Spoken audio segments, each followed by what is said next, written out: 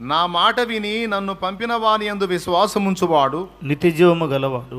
వాడు వాడు తీర్పులోనికి రాక మరణములో నుండి జీవములోనికి దాటి ఉన్నాడని మీతో నిశ్చయంగా చెప్పుచున్నాను. అయిపోయిందా? ఇప్పుడు యోహాను సువార్త 3వ అధ్యాయము 18వ వచనం చదువు నాయనా.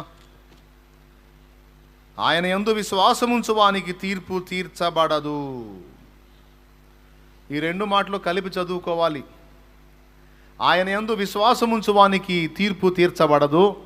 ఆయన యందు విశ్వాసముంచువాడు తీర్పులోనికి రాక మరణములో నుండి జీవములోనికి దాటి ఉన్నాడు. ఇవి ఈ జంట వచనాలు కలిపిస్తున్న ఏక సాక్ష్యం. దేవునికి స్తోత్రం. గట్టిగా చెప్పాలి. అయితే మనందరి పేర్లు ఇప్పుడు ఎక్కడ రాయబడి ఉన్నాయి? జీవగ్రంథంలో ఉన్నాయి. మనందరినీ కూడా